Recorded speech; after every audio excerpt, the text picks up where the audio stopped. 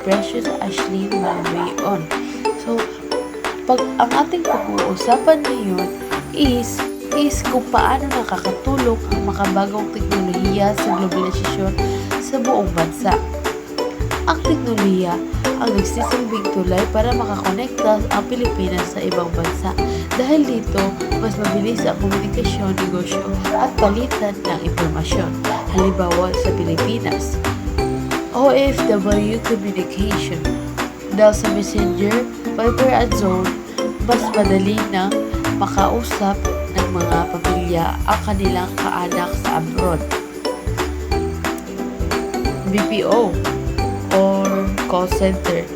Libo-libong Pilipino ang nagtatrabaho para sa dayuhan kumpanya gamit ang telepono at internet. So, ang pangalawang tanong ay ano ang posibleng epekto sa pag-asa sa ekonomiya sa mga bansa, lalo na sa umunlad na ekonomiya. Posibleng epekto, mas mabilis ang edukasyon at negosyo.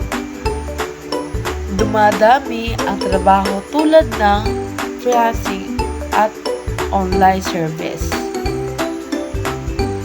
Yan po ay positibong epekto. Ang negatibong epekto naman ay digital divide. Hindi lahat may internet at gadget.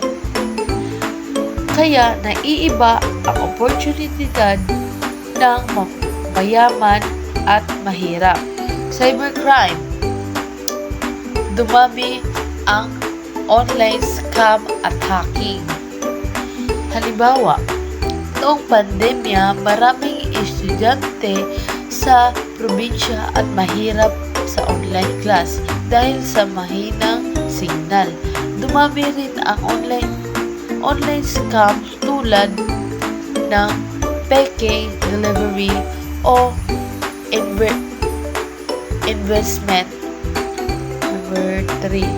Ano ang papel ng AI o Artificial Intelligence sa globalisasyon ng mga industriya?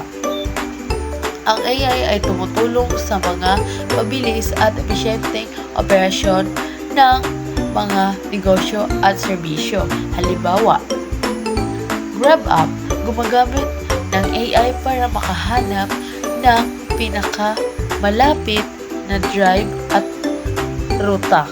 Shopee gumagamit ng AI para irekomenda ang mga produktong tugma sa internet ng mamimili.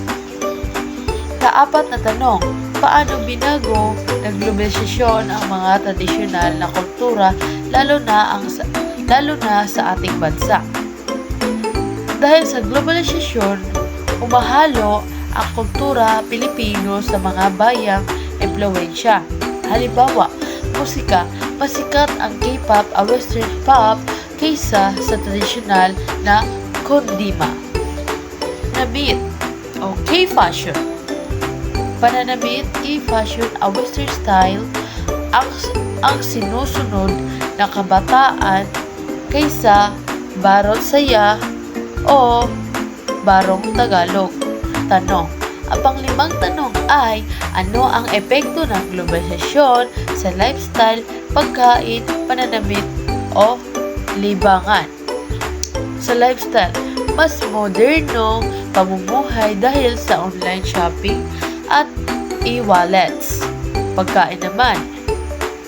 Sa pagkain naman, dumadami ang international fast food chains or McDonald's, KFC, Starbucks, at Korean restaurant Samgyeopsal Bubble Tea. Ang pananamit, kabataan na sumusunod sa K-fashion o Western fashion trends. Yung nabanggit ko kanina, libangan, Netflix, TikTok, YouTube, at e-sports, Mobile Legends, Valorant, Dota, ang mga sikat kisa sa tradisyonal na laro gaya ng luksong, baka at patintero.